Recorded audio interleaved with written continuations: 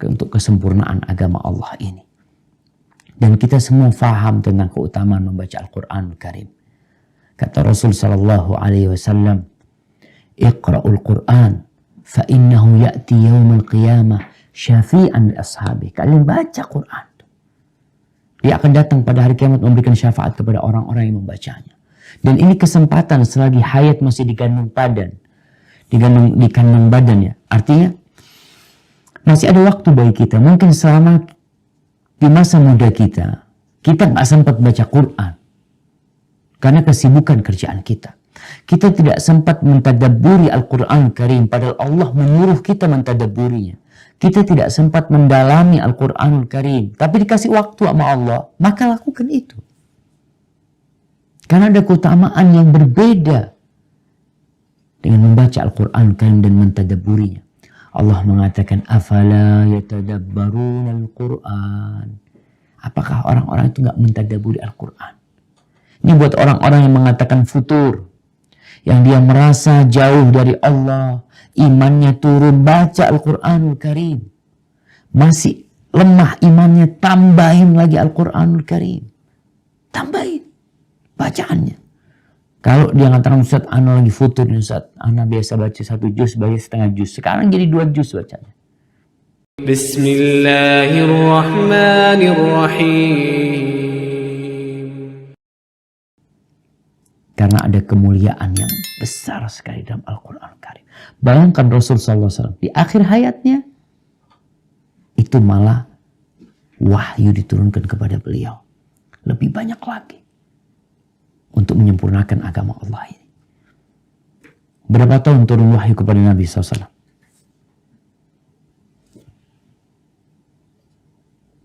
Nah, 23 tahun. 23 tahun. 13 tahun di Mekah, kebanyakan surat-surat pendek. 10 tahun di Madinah, kebanyakan surat-surat panjang. Al-Baqarah, ya, turun di Madinah. Ali Imran di Madinah. An-Nisa di Madinah. Al-Ma'idah di Madinah. Yang merupakan surat-surat yang panjang turunnya kepada Nabi SAW.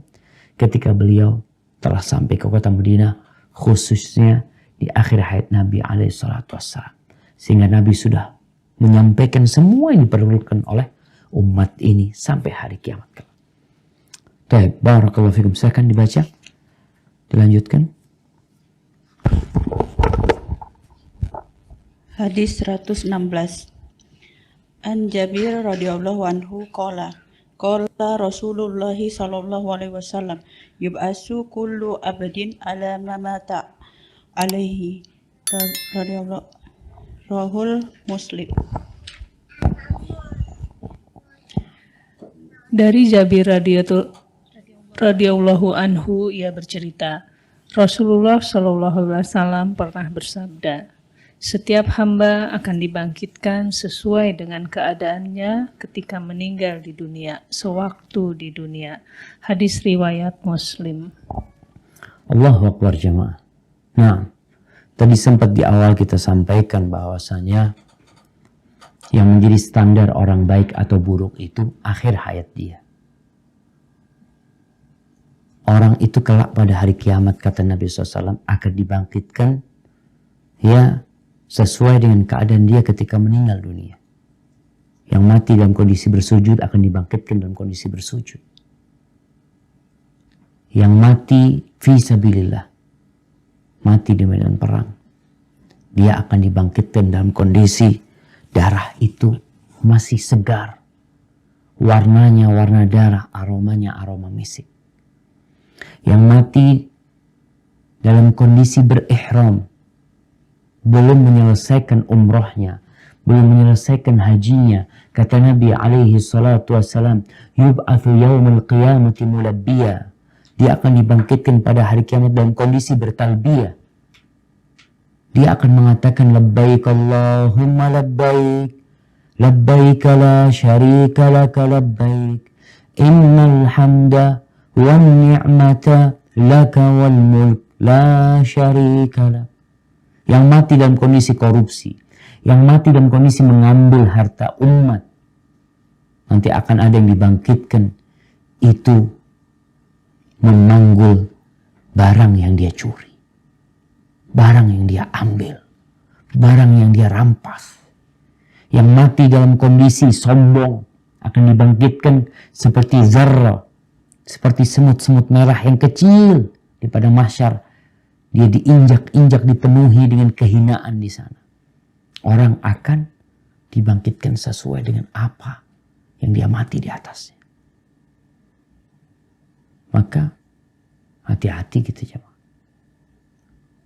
Ada orang yang mati dalam kondisi berzina, na'udzubillah min dzalik. Ada orang yang melakukan itu. Ada yang mati bunuh diri. Ada sebagian orang mati 3 hari baru diketahui. Jasadnya sudah membusuk. Ada yang mati duduk gak berpakaian, pegang remote, nonton TV. Ada yang mati minum khamr.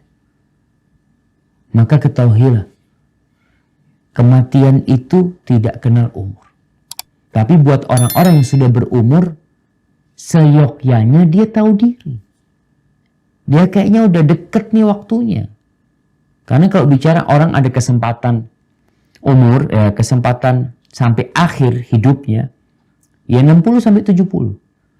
Tapi ada orang yang kesempatannya 40 mati. Tapi buat orang yang dikasih waktu sampai sepuh, maka saatnya dia memperbaiki diri. Memperbanyak zikir, memperbanyak sholat, memperbanyak baca Al-Quran Karim. Tapi kadang-kala memang kondisi tubuhnya udah lemah. Maka yang buat muda-muda nih, buat pelajaran buat mereka, kalau melihat orang tua yang sudah tidak bisa puasa sunnah, yang tidak bisa lagi sholat ke masjid karena fisik dia, maka yang muda-muda jangan nunggu tua untuk tobat, kembali kepada Allah Subhanahu wa Ta'ala. Maka berusahalah. Karena akhir hayat Nabi SAW, Allah perintahkan kepada beliau, fasabbih bihamdi rabbika wastaghfir, innahu kana tawwaba. Dan orang yang beramal, yang dia mendambakan sebuah amalan, yang kata Nabi SAW, khairul amali adwamuhu wa in qalla. Sebaik-baiknya amal adalah yang berkesinambungan. Artinya sampai mati kau mengamalkan hal itu. Walaupun sedikit. Dan ini yang akan membuat seorang istiqamah di atas agama Allah SWT. Maka hadis ini sebagai ancaman buat kita untuk selalu taat ya. Jangan sampai kita di akhir hayat kita coba-coba berbuat kemaksiatan. Udah tua renta. Nanti yang akan terjadi, engkau akan teriak-teriak di dalam api neraka. Sebagaimana dalam surat Fatir mengatakan, Rabbana akhrijna ya Allah, keluarkan kami ya Allah. Na'mal salih. Apa yang dia inginkan? Ingin menyelesaikan bangun rumahnya, ingin menyelesaikan proyek dia, ingin memetik buah dari pohon yang dia tanam. Lah, dia cuma kepingin satu, na'mal salihan, kepingin beramal soleh. Tapi udah gak ada. Antum udah dikasih waktu. Tapi antum yang gak mau sadar. Hadza wallahu a'lam bishawab. Itu yang bisa kita kaji dalam kesempatan kali ini. Ini hadis terakhir dalam bab ini. InsyaAllah kita akan masuk kepada bab yang selanjutnya. Tentang banyaknya jalan-jalan kebaikan. Nah, silakan kalau ada pertanyaan. Mungkin satu pertanyaan dulu, lalu dilanjutkan lubuk tinggal ya Ustaz. Tafadhali.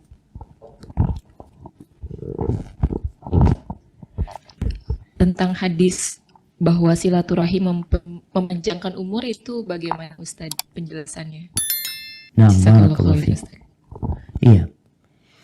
Kita tahu bahwasanya umur, rizki itu sudah ditentukan.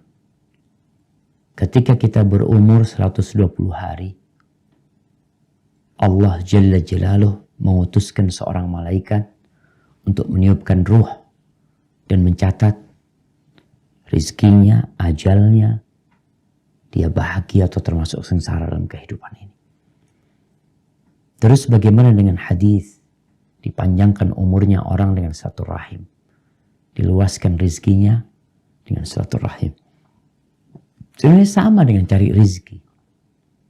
Ada usaha-usaha yang diperintahkan kita untuk menempuhnya dalam rangka mengais rezeki.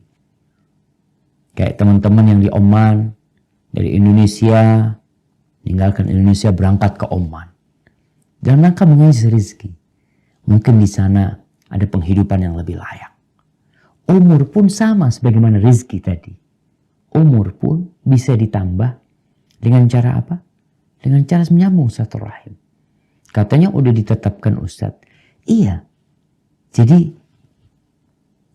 takdir manusia ini ada catatan yang tidak bisa dirubah. Catatan yang di Lauhul Mahfuz udah selesai. Tapi malaikat juga mencatat. Di sini catatan malaikat, para ulama menjelaskan yang dicatat, ada takdir yang dicatat pada umur 120 hari, ada takdir yang dicatat pada malam Lailatul Qadar. Fiha yufraqu kullu amrin hakim, ya. Dicatat di sana takdirnya manusia. Orang ini umurnya sekian, kalau dia menyambung rahimnya umurnya akan sekian. Orang ini umurnya 60 tahun. Terus kalau dia menyambung rahimnya umurnya jadi 65 tahun. Terus dia itu menyambung rahimnya, Allah udah tahu dia akan menyambung rahimnya atau tidak. Seperti umurnya Nabi Adam alaihissalam. Nabi Adam itu umurnya 1000 tahun. Tapi ketika malaikat pencabut nyawa datang kepada beliau, mereka datang waktu umur Nabi Adam alaihissalam 960 tahun. Didatengin sama malaikat. Nabi Adam mengatakan, loh kok datang sekarang kau? Kan masih tersisa 40 tahun umur. Kata malaikatul maut mengatakan, iya tapi kan engkau sudah kasihkan ke anakmu Daud alaihissalam. Jadi Nabi Daud itu umurnya 60 tahun. Ketika ditampakkan masih berupa zarrah, dzurriyyah yang dalam wujud kecil-kecil, ya. Melihat manusia yang kecil-kecil, Nabi Adam alaihissalam melihat salah satu dari manusia itu ada yang di dahi keningnya ini cahaya wabis, ya, yang begitu menakjubkan. Siapa ini katanya? Ini dari anak keturunan namanya Daud alaihissalam, kata dia. Berapa umurnya? Katanya umurnya 60 tahun. Ya Allah, aku kasihkan 40 umurku buat dia. Kok bisa Ustaz bagi-bagi umur gitu Ustaz, ya? Itulah Allah Jalla Jalaluh. Artinya Allah sudah tahu Nabi Adam umurnya 1000 tahun ditentukan sama Allah. Dan Allah tahu Nabi Adam ini akan memberikan umurnya 40 tahun kepada Nabi Daud alaihissalam. Umur Nabi Daud sejatinya 60 tahun. Dan Allah tahu nanti akan ada tambahan dari Nabi Adam alaihissalam. Jadi umurnya 100 tahun. Semua ini sudah dicatat di Lauhul Mahfuz. Tugas kita dalam urusan silaturahim, kita yakin. Ada yang mengatakan iya dipanjangkan umurnya itu maksudnya diberkahin umurnya. Bisa jadi makna itu tidak bertentangan. Diberkahin umurnya, dipanjangkan umurnya. Hadza wallahu a'lam bishawab. Nah.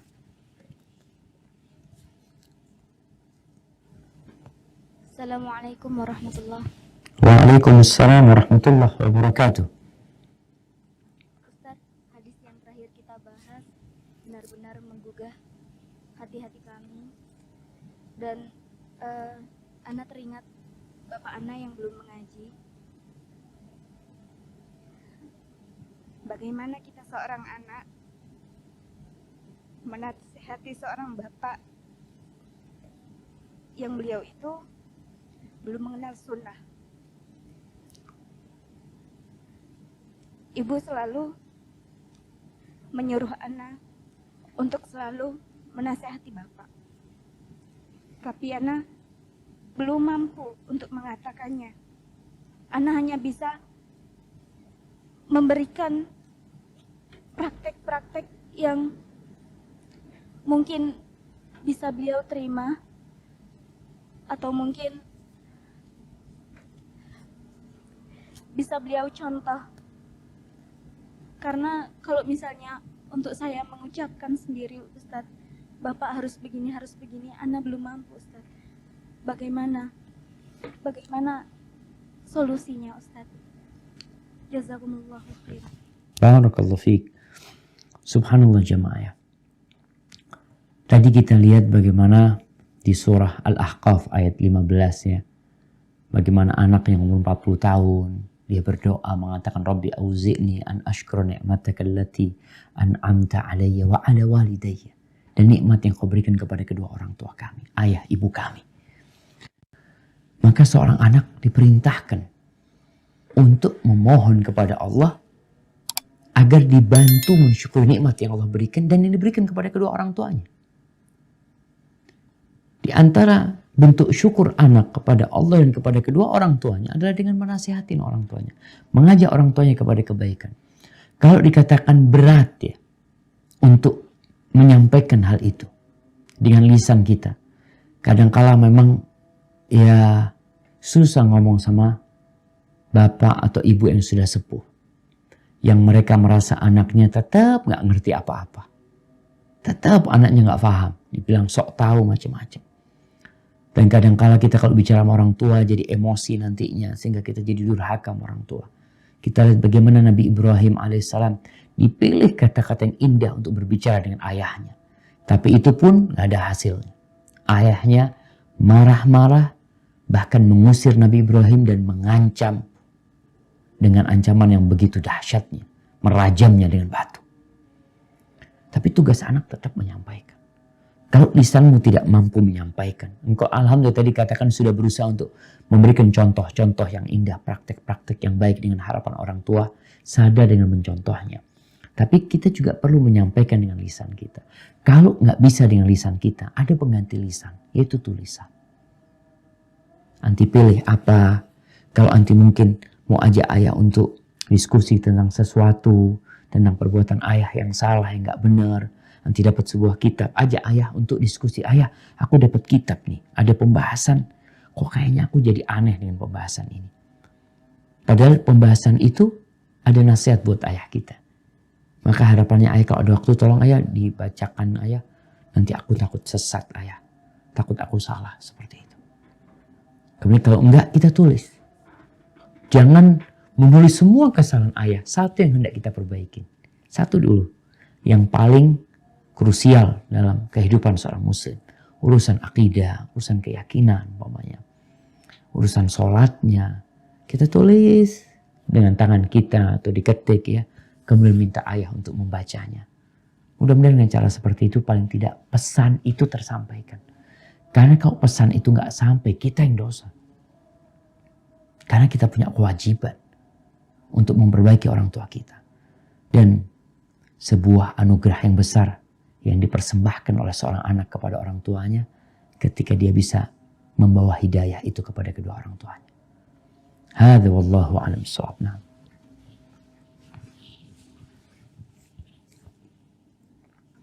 Ya Ustaz, ini ada dua pertanyaan, satu dari Muskat, saya langsung bacakan Ustaz untuk mempersingkat waktu. Pertanyaan pertama, apa yang dimaksud dengan silaturahim memanjangkan umur itu? Hanya di lingkup saudara yang punya hubungan darah saja atau bagaimana Ustaz? Yang kedua, Assalamualaikum Ustaz, manakah yang lebih utama menghafal atau mengulang hafalan Al-Quran atau membacanya sesuai urutan surat? Dan bolehkah membaca Al-Quran tanpa jilbab? Itu pertanyaan dari Prabu Muli Ustaz. Baik, barakallahu fiik. Nah, yang pertama berkaitan dengan yang dimaksud dengan silaturahim. Jadi kadangkala kita mencampur adukkan antara silaturahim dengan ukhuwah Islamiyah. Ada hak-hak ukhuwah Islamiyah, saudara sesama muslim. Tapi ada hak tersendiri yang dibahas dalam agama ini yang disebut rahim. Di mana Allah Subhanahu wa taala di dalam banyak ayat menyebut mereka dzawil qurba, al-aqrabin, kerabat-kerabat, orang-orang yang dekat. Ketika berbicara tentang wa'budullaha wa la tusyriku bihi syai'an wa bil walidaini ihsana wa bidzil qurba. Ketika Allah mengatakan dalam kau berbuat baik kepada kedua orang tua, wabidhil qurba, dan dengan kerabat. Kemudian ketika orang-orang bertanya tentang sedekah, yas'alunaka madza yunfiqun, mereka bertanya kepadamu apa dan kepada siapa mereka berinfak. Qul ma anfaqtum min khairin falil walidaini wal aqrabin wal yatama wal masakin. Katakan kepada mereka, dari harta yang kalian infakkan yang paling berhak mendapatkannya adalah kedua orang tua. Kemudian al-aqrabin, kerabat-kerabat. Baru setelah itu orang-orang miskin, anak-anak yatim, dan yang lain. Jadi yang disebut dengan silaturahim, rahim itu berasal dari kata rahim. Artinya mereka yang punya hubungan darah sama kita. Ada hubungan kekerabatan dengan kita. Siapa mereka? Ada yang berpendapat mereka adalah yang mahram sama kita. Kalau salah satu dari mereka adalah perempuan buat anak, maka dia mahram anak ketika itu. Tapi pendapat ini lemah. Yang kedua, yang mengatakan mereka yang ahli waris. Artinya yang masih ahli waris berarti mereka termasuk rahim kita. Pendapat yang ketiga, mereka kerabat kita. Kerabat dekat kita. Ada yang mengatakan yang bersambung sampai kakek kelima atau kakek keempat. Jadi sepupu 2 kali, ya, sepupu 3 kali. Itu masih kerabat kita. Yang kita diharuskan peduli dengan mereka. Berbuat baik sama mereka. Bukan hanya berkunjung. Karena sebenarnya orang memahami silaturahim itu berkunjung, ziarah. Acara pertemuan disebut silaturahim. Enggak. Silaturahim itu tidak harus bertemu. Bisa silaturahim itu dari jarak jauh. Bisa silaturahim itu dengan cara kita berbagi hadiah dengan mereka. Mengucapkan salam kepada mereka. Bahkan Nabi SAW mengatakan, Bulu arhamakum walau bisalam. Basahi rahim kalian walaupun hanya dengan mengucapkan salam. Itu berkaitan dengan rahim. Yaitu kerabat kita. Adapun hak ukhuwah Islamiyah lain lagi. Idza laqitahu fasallim alaihi, kalau berjumpa dengan dia ucapkan salam ya. Kemudian kalau sakit kau kunjungin. Ini hak ukhuwah Islamiyah. Yang tentunya kerabat kita bisa jadi kafir. Bisa jadi kafir. Ada orang tua yang kafir, tapi dia termasuk rahim kita. Ada punya adik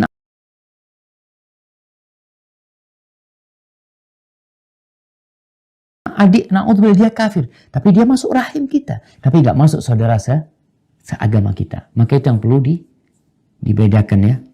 Allah memang peduli banget dengan urusan rahim, urusan ukhuwah Islamiyah. Allah mengatakan innamal mu'minuna ikhwah. Semua orang-orang beriman itu saudara. Mau kenal nggak kenal, mau kerabat nggak kerabat, mereka saudara. Makanya Rasulullah SAW ketika ditanya sedekah kepada orang miskin dengan sedekah kepada kerabat, kalau engkau sedekah kepada orang miskin ya cuma sedekah aja pahalanya. Miskin padahal saudara kita sesama muslim.